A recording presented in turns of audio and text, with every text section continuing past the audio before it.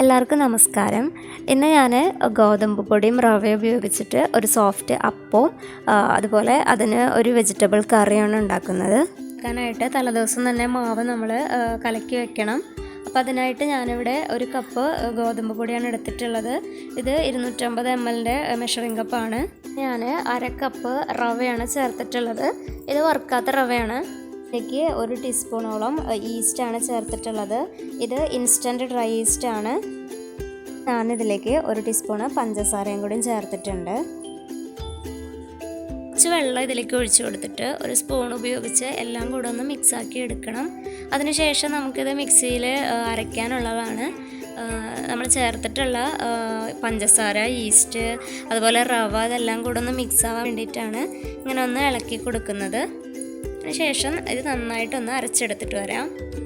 അരച്ച് വന്നിട്ടുണ്ട്. ഇനി ഇതൊരു പാത്രത്തിലേക്ക് മാറ്റുകയാണ്.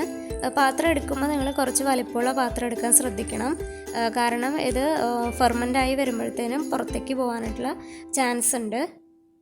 ജാറിൽ കുറച്ച് വെള്ളം ഒഴിച്ച് അതും കൂടെ ഒന്നതിൽ ഒഴിച്ചിട്ടുണ്ട്. ഇളക്കിയതിന് ശേഷം അടച്ച് വയ്ക്കാം. ഇനി അടുത്ത ദിവസം രാവിലെയാണ് നമ്മളിതെടുത്ത് അപ്പം ഉണ്ടാക്കുന്നത്. ദിവസം രാവിലെ ആയിട്ടുണ്ട്. ഞാൻ എടുത്ത് നോക്കിയപ്പോൾ നന്നായി പൊങ്ങി വന്നിട്ടുണ്ട്. ഇതിൽ വെള്ളത്തിൻ്റെ അളവ് നമ്മുടെ ദോശമാവിനേക്കാളും കുറച്ചും കൂടെ ലൂസായിരിക്കണം. നന്നായി ലൂസാവരുത്. അപ്പോൾ അതനുസരിച്ച് നിങ്ങൾക്ക് വെള്ളം ഒഴിച്ചു കൊടുക്കാം.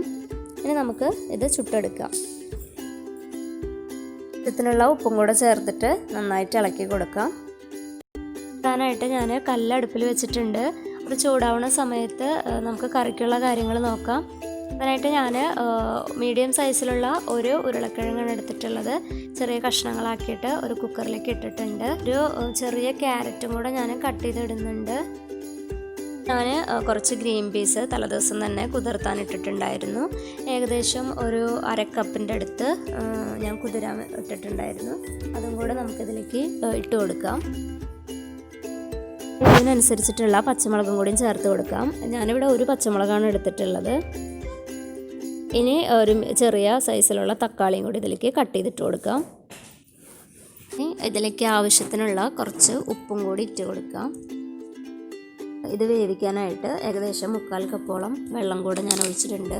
ഇത് വേവിക്കാൻ വെക്കാൻ നമുക്ക് മീഡിയം ഫ്ലെയിമിൽ 3 വിസിൽ വരെ വേവിക്കണം.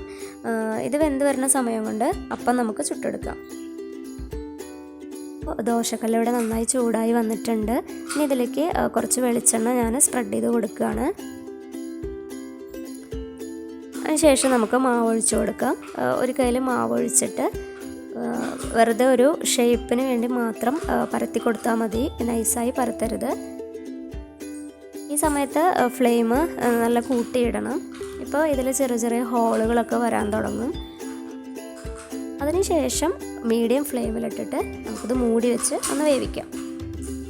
2 മിനിറ്റോളം ഞാൻ മൂടി വെച്ചിട്ടുണ്ടായിരുന്നു. അപ്പോൾ നമ്മുടെ അപ്പം റെഡി ആയിട്ടുണ്ട്. നമുക്കത് മാറ്റാം. ബാക്കിയുള്ള അപ്പം കൂടി ചുട്ടെടുക്കാം. അതിന് വേണ്ടിയിട്ട് ഞാൻ എണ്ണ തേച്ചിട്ടുണ്ട്. അതിനുശേഷം മാവ് ഒഴിക്കുക, ജസ്റ്റ് ഒന്ന് പരത്തി കൊടുക്കുക. ഇനി ഹൈ ഫ്ലെയിമിലിട്ടിട്ട് ബബിൾസ് വരുന്നവരെ വെയിറ്റ് ചെയ്യുക. ബബിൾസ് നന്നായി വന്നാൽ ഫ്ലെയിം കുറച്ചിട്ട് മൂടി വെച്ചിട്ട് നമുക്കത് വേവിച്ചെടുക്കാം. രണ്ടാമത്തെ അപ്പം ഇവിടെ റെഡി ആയിട്ടുണ്ട്. ഇതും കോരി മാറ്റാണ്. ഇനി ഇതുപോലെ തന്നെ ബാക്കിയുള്ള എല്ലാ അപ്പവും ഞാൻ ചുട്ടെടുക്കട്ടെ. ഇടുന്നതിൻ്റെ ഒപ്പം തന്നെ ഞാൻ ഇപ്പുറത്തെ അടുപ്പിൽ ഒരു കടായി അടുപ്പത്ത് വെച്ചിട്ടുണ്ട്. അതിലേക്ക് കുറച്ച് വെളിച്ചെണ്ണയും കൂടി ഒഴിച്ചു കൊടുത്തിട്ടുണ്ട്. വന്നപ്പോൾ ഞാൻ ഒരു മീഡിയം സൈസിലുള്ള സവാള ചോപ്പ് ചെയ്തിട്ടുണ്ടായിരുന്നു. അത് ഇതിലേക്ക് ഇട്ട് കൊടുക്കുകയാണ്.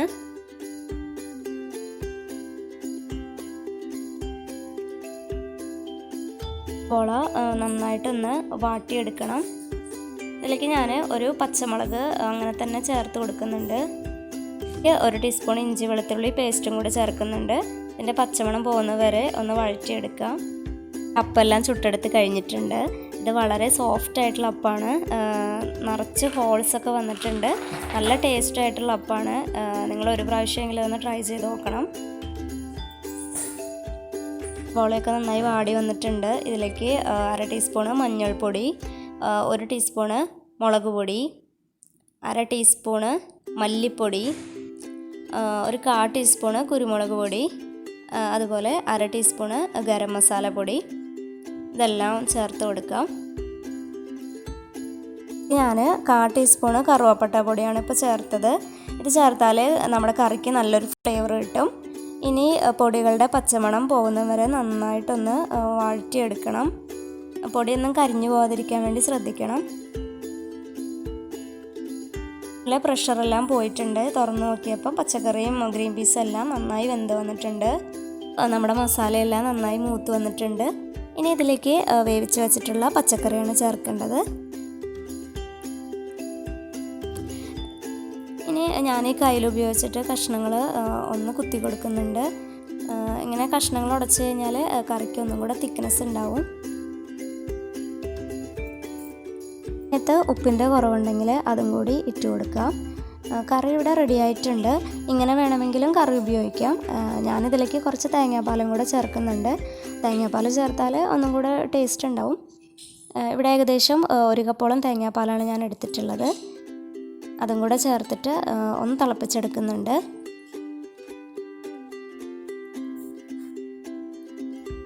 നന്നായി തിളച്ച് വന്നിട്ടുണ്ട്. ഞാനിനി ഫ്ലെയിം ഓഫ് ചെയ്യാണ്. ഈ ഗോതമ്പ് അപ്പത്തിൻ്റെ കൂടെ നല്ലൊരു കോമ്പിനേഷനാണ് ഈ കറി. ബ്രേക്ക്ഫാസ്റ്റ് ഇവിടെ റെഡി ആയിട്ടുണ്ട്. എല്ലാവരും ഇതൊന്ന് ട്രൈ ചെയ്ത് നോക്കണം. ചാനൽ ഇതുവരെ സബ്സ്ക്രൈബ് ചെയ്തിട്ടില്ലെങ്കിൽ നിങ്ങൾ സബ്സ്ക്രൈബ് ചെയ്യണം. തൊട്ടടുത്ത ബെല്ലൈക്കണും കൂടെ ക്ലിക്ക് ചെയ്യണം. വീഡിയോ ഇഷ്ടപ്പെട്ടാൽ ലൈക്ക് ചെയ്യാനും ഷെയർ ചെയ്യാനും കമൻറ്റ് ചെയ്യാനും മറക്കരുത്. അടുത്തൊരു അടിപൊളി റെസിപ്പിയുമായിട്ട് കാണാം. Bye friends.